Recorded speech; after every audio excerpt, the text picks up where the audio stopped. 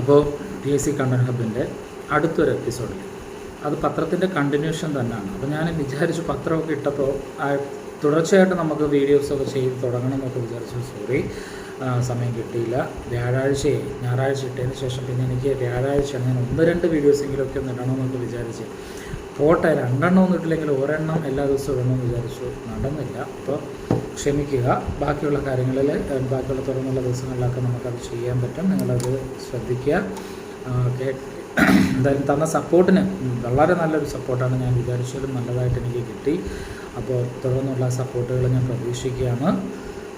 കൃത്യമായിട്ട് എൻ്റെ കൂടെ എന്നെ ബാക്ക് ചെയ്യുന്ന ആൾക്കാർ, ഫോളോ ചെയ്യുന്ന ആൾക്കാരും പുതിയ ആൾക്കാരും എല്ലാവരും ഇത് വീഡിയോസുകൾ വൃത്തിയായിട്ട് കാണണം. പറ്റുമെങ്കിൽ ഇത് നിങ്ങൾ നോട്ടാക്കിയിട്ട് ചെറിയൊരു ബുക്കിനകത്ത് ക്വസ്റ്റ്യൻസ് രൂപത്തിലാണ് പറയുന്നത്. അപ്പോൾ അത് ഒന്ന് എഴുതിയെടുക്കാൻ നോക്കണം. മാത്സിൻ്റെ ക്ലാസ്സുകൾ ഞാൻ കഴിഞ്ഞ കൊല്ലം ഞാൻ അപ്ലോഡ് ചെയ്തിരുന്നു, അതുണ്ട്. അങ്ങനെയൊക്കെയുള്ള കാര്യങ്ങൾ നമുക്ക് ചെയ്യാം. ഒന്ന് ഫ്ലോ ആയിട്ട് വരുമ്പം ഞാൻ കറക്റ്റായിട്ട് വീഡിയോസൊക്കെ ഞാൻ ഇട്ട് തുടങ്ങിക്കോളാം. ഇപ്പോൾ 2-3 കുട്ടികളാണെങ്കിൽ പോലും അവർ തുടർച്ചയായിട്ട് കണ്ടിന്യൂ ചെയ്യുകയാണെങ്കിൽ വളരെ നല്ലൊരു കാര്യമല്ലേ. അപ്പോൾ നമുക്കത് ചെയ്യാം, സപ്പോർട്ടായിട്ട് കാണും. അപ്പോൾ ഞാൻ ഇന്നിപ്പോൾ വന്നിരിക്കുന്ന പത്രത്തിൻ്റെ ബാക്കി കാര്യങ്ങളൊക്കെ പറയുന്നതിന് വേണ്ടിയിട്ടാണ്. മനസ്സിലായി? അപ്പം നമ്മൾ കഴിഞ്ഞ ക്ലാസ്സിൽ ബംഗാൾ ഗസറ്റൊക്കെ പറഞ്ഞു. ഇന്ത്യയിൽ ആദ്യം പുറത്തിറങ്ങിയ പത്രമാണ്, അത് ഇംഗ്ലീഷ് ഭാഷയിലാണെന്നൊക്കെ പറഞ്ഞു. പിന്നെ ബോംബെ സമാചാർ ഗുജറാത്തിൽ നിന്നൊക്കെയാണ് എന്നൊക്കെയുള്ള രീതിയിലൊക്കെ നമ്മൾ പഠിച്ചു. ഇന്ത്യൻ ഭാഷയിൽ പുറത്തിറങ്ങിയ ആദ്യത്തെ ദിനപത്രമാണ് അടുത്ത ചോദ്യം. അത് സമാചാർ ദർപ്പണാണ്. 1818 മെയ് 23-നാണ് ആ പത്രം പുറത്തിറങ്ങുന്നത്. ഇന്ത്യൻ ഭാഷയിൽ പുറത്തിറങ്ങിയ ആദ്യത്തെ ദിനപത്രം ഏതാണെന്ന് ചോദിച്ചാൽ സമാചാർ ദർപ്പണാണ്. ഇന്ത്യയിലെ ആദ്യത്തെ ഇൻ്റർനെറ്റ് പത്രം ഏതാണ്? ഫിനാൻഷ്യൽ എക്സ്പ്രസ് ആണ്. ഇൻ്റർനെറ്റ് പത്രം ഏതാണ്? Financial express. ഇനി ഇന്ത്യൻ ഭാഷയിൽ അപ്പോൾ ഇന്ത്യൻ ഭാഷയിൽ ഇറക്കിയ പത്രമാണ് നമ്മൾ ഏതാണ്? സമാചാർ ദർപ്പണം എന്ന് പറഞ്ഞു. ഇൻ്റർനെറ്റ് പത്രം ഫിനാൻഷ്യൽ എക്സ്പ്രസ് എന്ന് പറഞ്ഞു. ഇനി ഇന്ത്യക്കാർ തന്നെ ഇന്ത്യൻ ഭാഷയിലല്ലാതെ ഇംഗ്ലീഷ് ഭാഷയിൽ, അത് വിദേശികളല്ല തുടങ്ങുന്നത്, അതാണ് വ്യത്യാസം. ബംഗാൾ ഗസറ്റ് എന്നൊക്കെ പറയുമ്പോൾ വിദേശികളായിരുന്നു തുടങ്ങിയത്. ഇന്ത്യക്കാർ തന്നെ ഇന്ത്യയിൽ ആരംഭിച്ച ആദ്യത്തെ ഇംഗ്ലീഷ് പത്രം. ചോദ്യം മനസ്സിലായെന്ന് വിചാരിക്കുന്നു. ഇന്ത്യക്കാർ തന്നെ ഇന്ത്യയിൽ ആരംഭിച്ച ആദ്യത്തെ ഇംഗ്ലീഷ് പത്രമാണ് ടൈംസ് ഓഫ് ഇന്ത്യ. ഈ പത്രത്തിലാണ് ആദ്യമായിട്ട് ഒരു സിനിമ പരസ്യം പ്രസിദ്ധീകരിക്കുന്നത്. അപ്പോൾ 4 ചോദ്യം. അപ്പോൾ ഇന്ത്യക്കാർ തന്നെ തുടങ്ങിയ ഇംഗ്ലീഷ് പത്രം ഏതാണെന്ന് ചോദിച്ചാൽ ടൈംസ് ഓഫ് ഇന്ത്യ. ഒരു സിനിമാ പരസ്യം ആദ്യമായിട്ട് പ്രസിദ്ധീകരിക്കുന്നത് ഏത് പത്രത്തിലാണെന്ന് ചോദിച്ചാലും ടൈംസ് ഓഫ് ഇന്ത്യയിലാണ്. 1851 നമ്മുടെ Dadabhai Naoroji with the help of Khurshedji Cama, school ടെസ്റ്റിലെ ചോദ്യമാണ് കേട്ടോ. അപ്പോൾ ഖർഷഡ്ജി കാമയും ദാദാഭായ് നവറോജിയും ചേർന്ന് ആരംഭിച്ച പത്രം 1851 ഖർഷഡ്ജി കാമയും ദാദാഭായ് നവറോജിയും ചേർന്ന് ആരംഭിച്ച പത്രമാണ് രസത്ത് ഗുഫ്താർ. ഏതാണ്? രസത്ത് ഗുഫ്താർ. മനസ്സിലായോ? സത്യം പറയുന്ന ആൾ. രസത്ത് ഗുഫ്താറിൻ്റെ അർത്ഥം എന്താണ്? സത്യം പറയുന്ന ആൾ. ഇനി വോയിസ് ഓഫ് ഇന്ത്യ എന്ന് പറയുന്നത് പരീക്ഷയ്ക്ക് എപ്പോഴും ചോദിക്കാറുള്ള ചോദ്യമാണ്. വോയിസ് ഓഫ് ഇന്ത്യ എന്ന് പറയുന്നത് അവരുടെയാണ്, ദാദാഭായ് നവറോജി ആരംഭിച്ച പത്രമാണ്. വോയിസ് ഓഫ് ഇന്ത്യ എന്ന് പറയുന്നത് ദാദാഭായ് നവറോജി ആരംഭിച്ച പത്രമാണ്. ഇനി ഇന്ത്യയിലെ ആദ്യത്തെ സായാഹ്ന പത്രം, നമ്മൾ അവിടെ പഠിച്ചത് ഇൻ്റർനെറ്റ് പത്രം, ഇവിടെ ഇന്ത്യയിലെ ആദ്യത്തെ സായാഹ്ന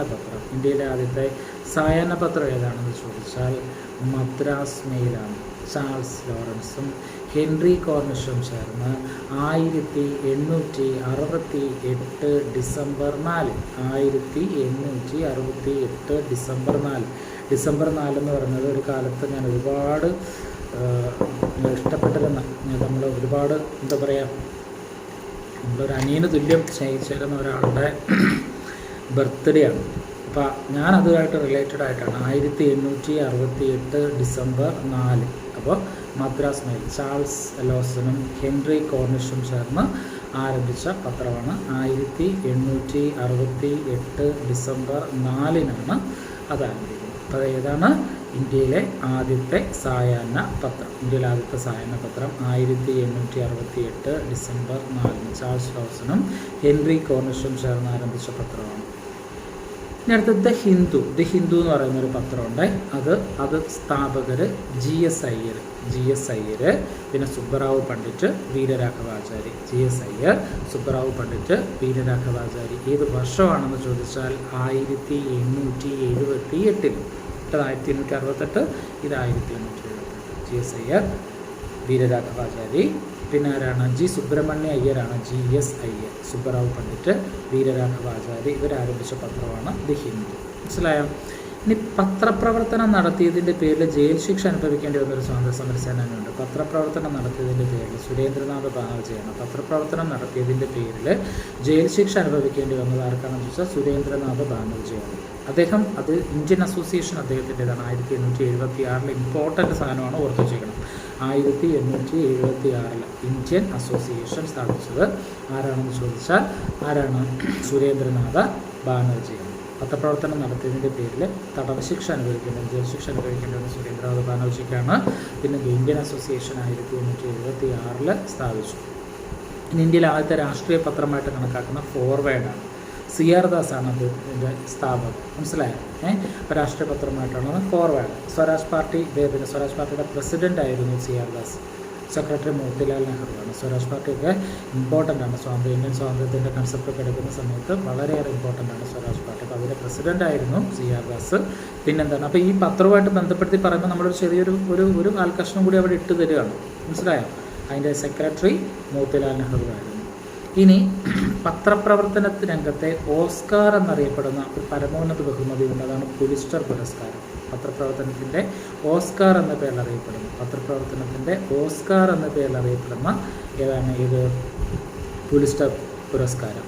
അമേരിക്കയിലെ കൊളംബിയൻ സർവകലാശാലയാണ് ഇത് കൊടുക്കുന്നത്. അമേരിക്കയിലെ കൊളംബിയൻ സർവകലാശാല. ഇത് കിട്ടിയ ആദ്യത്തെ അമേരിക്കൻ ഇന്ത്യക്കാരനാണ് ഗോവിന്ദ ബഹരിലാൽ. ആദ്യ ഇന്ത്യൻ വംശജനാണ് ജുംബാ ലാഹിരി. അപ്പോൾ അതൊന്ന് ടൈറ്റിൽ ചെയ്ത് വരാൻ നമുക്കൊന്നുകൂടെ പറയാം. പത്രപ്രവർത്തനത്തെ ഓസ്കാർ പുരസ്കാരം അറിയാലോ. ഈ ഓസ്കാർ പുരസ്കാരം എന്ന് പറയുന്നത് പത്രപ്രവർത്തനത്തെ ഓസ്കാർ എന്ന പേരിൽ അറിയപ്പെടുന്ന പുരസ്കാരം. ക്ലിയർ ആയല്ലോ? പത്രപ്രവർത്തനത്തിൻ്റെ ഓസ്കാർ എന്ന പേരിൽ അറിയപ്പെടുന്ന പുരസ്കാരമാണ് ഇത് പുലിസ്റ്റർ പ്രൈസ്. അമേരിക്കയിലെ കൊളംബിയൻ സർവകലാശാലയാണ്. അമേരിക്കയിലെ കൊളംബിയൻ സർവകലാശാലയാണ് ഇത് കൊടുക്കുന്നത്. ഇനി പുലിസ്റ്റർ പുരസ്കാരം ലഭിച്ച ആദ്യത്തെ അമേരിക്കൻ ഇന്ത്യക്കാരനാണ് ഗോവിന്ദ ബഹരിലാൽ. ഇന്ത്യൻ വംശജൻ ആരാണെന്ന് ചോദിച്ചാൽ ജുംബാ ലാഹിരി. മനസ്സിലായി? ഇനി പത്രപ്രവർത്തന രംഗത്ത് മാക്സസെ അവാർഡ് കിട്ടിയത്, പത്രപ്രവർത്തന രംഗത്തിന് മാക്സസെ അവാർഡ് കിട്ടിയത് ആർക്കാണെന്ന് ചോദിച്ചാൽ അമിതാഭ് ചൗധരി എന്ന് പറയുന്ന ആൾക്കാണ്. പത്രപ്രവർത്തന രംഗത്ത് നിന്നും എന്തോ കിട്ടിയെന്ന് പറയുന്ന മാക്സസെ പുരസ്കാരം ലഭിച്ചത് Amitabh Chaudhary.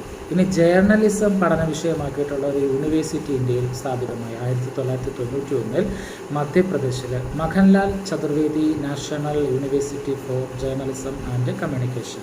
Makhanlal Chaturvedi national university for journalism and communication. Journalism പ്രധാന വിഷയമാക്കിക്കൊണ്ടുള്ള ഒരു യൂണിവേഴ്സിറ്റി സ്ഥാപിതമായി 1991. എന്ന സ്ഥാപിതമായ 1991. എവിടെ സ്ഥാപിതമായ?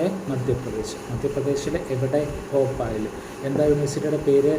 Makhanlal Chaturvedi national university for journalism and communication. Makhanlal Chaturvedi national university for journalism and communication. ഇനി ഇന്ത്യയിലെ ഏറ്റവും ആദ്യത്തെ എന്ന് ചോദിച്ചാലും ഇന്ത്യയിലെ ഏറ്റവും വലിയ വാർത്താ ഏജൻസി എന്തെന്ന് ചോദിച്ചാലും ഉത്തരം ഒന്നാണ് പ്രസ് ട്രസ്റ്റ് ഓഫ് ഇന്ത്യ. ഇന്ത്യയിലെ ഏറ്റവും വലിയ അല്ലെങ്കിൽ ഇന്ത്യയിലെ ഏറ്റവും വലിയ അല്ലെങ്കിൽ ഇന്ത്യയിലെ ആദ്യത്തെ വാർത്താ ഏജൻസി ഏതാണെന്ന് ചോദിച്ചാൽ പ്രസ് ട്രസ്റ്റ് ഓഫ് ഇന്ത്യ എന്നാണ് ഉത്തരം. മനസ്സിലായോ? 1947 ഓഗസ്റ്റ് 27 ചെന്നൈയിലാണ് സ്ഥാപിതമാകുന്നത്. മനസ്സിലായോ? പക്ഷേ ഇതിൻ്റെ പ്രവർത്തനം ആരംഭിക്കുന്ന ഡൽഹിയിൽ 1949 ഫെബ്രുവരി 1. എന്തുവാ? ഇന്ത്യയിലെ ആദ്യത്തെ അല്ലെങ്കിൽ ഏറ്റവും വലിയ വാർത്താ ഏജൻസി ഏതാണെന്ന് ചോദിച്ചാൽ പ്രസ് ട്രസ്റ്റ് ഓഫ് ഇന്ത്യ. ഇന്ത്യയിലെ ഏറ്റവും വലിയ അല്ലെങ്കിൽ ആദ്യത്തെ വാർത്താ ഏജൻസി ഏതാണെന്ന് ചോദിച്ചാൽ press trust of India. 1947 August 27.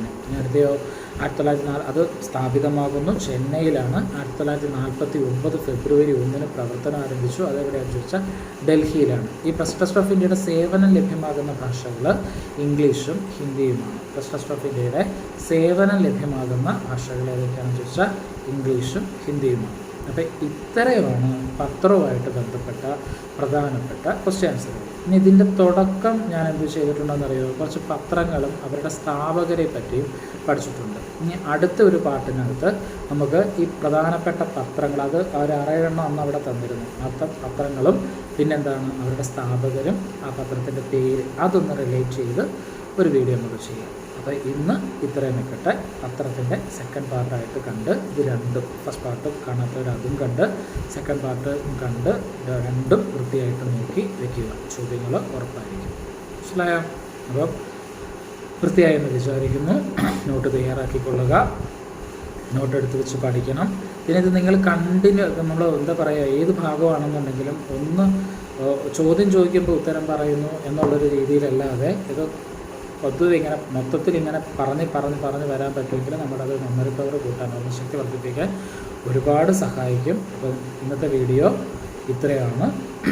അപ്പോൾ അടുത്ത വീഡിയോ ആയിട്ട് ഞാൻ വരാം. പഠിക്കാം. Thank you.